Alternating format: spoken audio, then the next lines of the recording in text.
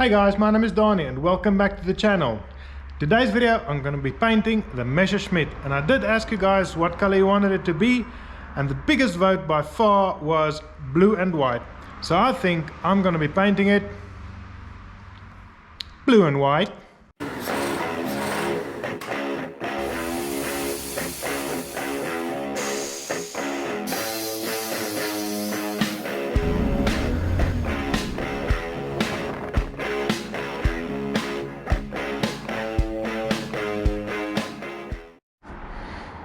Okay guys, so before I can give this car its final coat of paint, there's still quite a lot of prep work that needs to be done. One of the things I want to do is I'm going to paint the underside with some stone chip paint, and then I'm going to sand down the rest of the cab with 180 grit wet sanding paper and my block, so that I can reveal some of the smaller faults that I didn't see when I painted the primer the first shot. And then I can fill that with some spot filler, and if I'm happy and everything is nice and smooth, I'm going to give this cab one more coat of primer, and then I'm going to sand it down with a very fine wet sanding paper, and hopefully by then it'll be good enough so that I can give it its final coat of paint. So let's get cracking.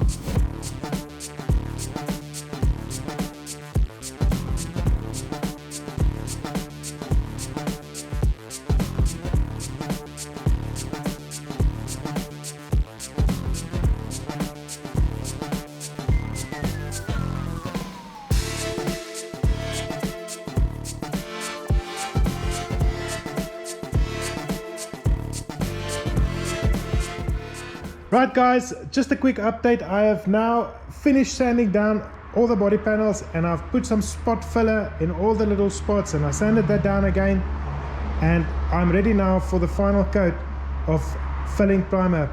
Now guys, I've said it before and I'll say it again, just the process that I follow when I paint a car or panels, anything like that. I've now sanded it down with 180 grit sanding paper, which is a very rough grit sanding paper, and a block. And that helps me to just get rid of the last bits of unevenness in all the panels. It basically gets rid of that waviness if you use a block and you use that sanding paper. Now, if I didn't go through at some spots, I could theoretically now use a fine grit sanding paper and sand it down with some water and paint it a final coat.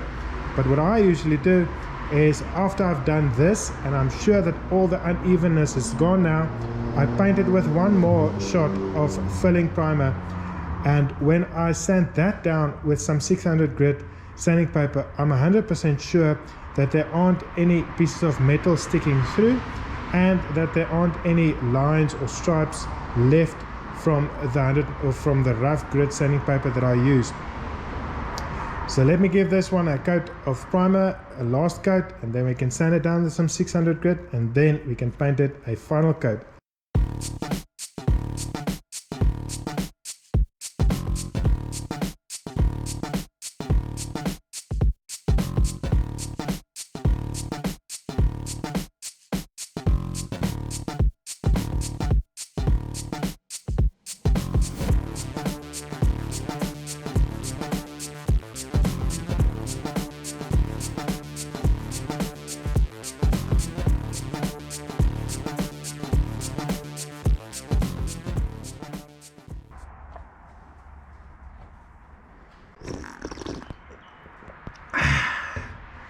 Nice. Good morning guys, it is now the next morning, and I have left this primer to dry overnight, and now it is time for me to start sanding it down so that I can paint it.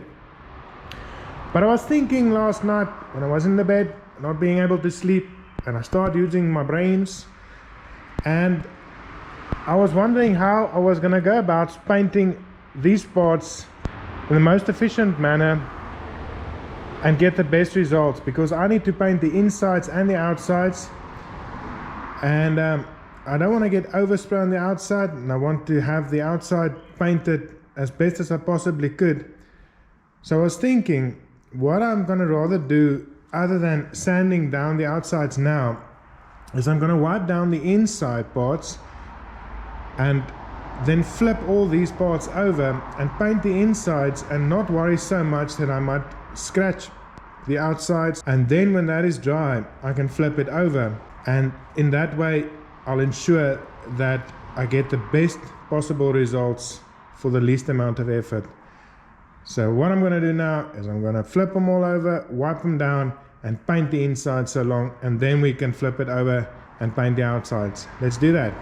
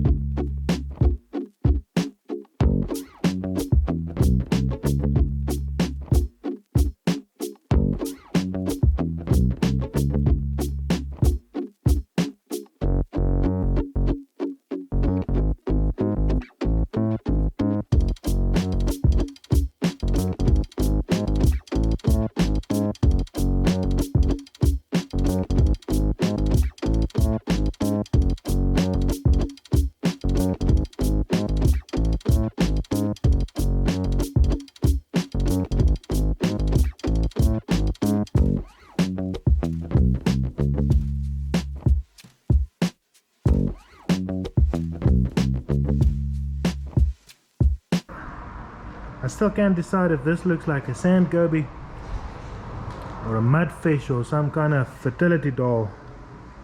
In any case, it's looking weird.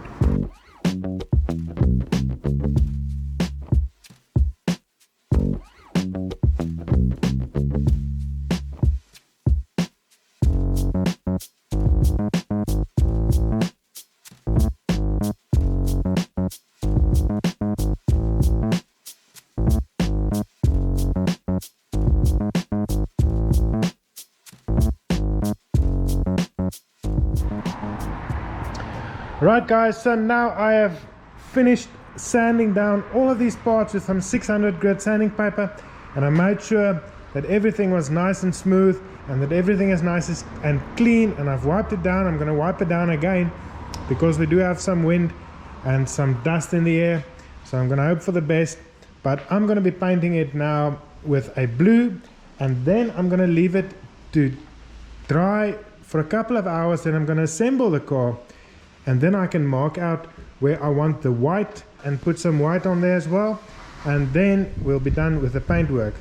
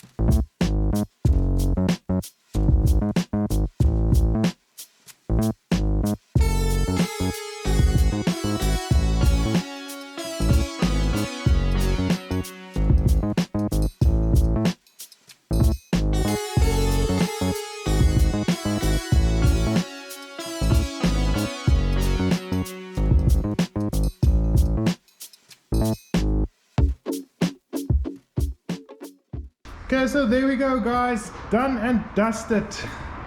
The car is painted blue and white, and let me tell you, this is a huge milestone for me, because from here on out we're just going to start with assembly. Now this paintwork is as good as I could probably get it, but I'm not a professional painter, but I've become quite a good sander and polisher, and the stuff that is not 100% on this paint, I am more than certain I'll be able to sand it out and polish it to perfection. So this car is going to be absolutely perfect as far as the paintwork goes when I'm done with it. But guys, this is gorgeous. I love the blue and the white, and I'm glad that you guys voted for that, because I think that was an awesome decision. I might just do that in the future as well, except for if you ask for brown. I'm not going to be painting brown. Anyways, I'll see you guys in the next video. Cheers!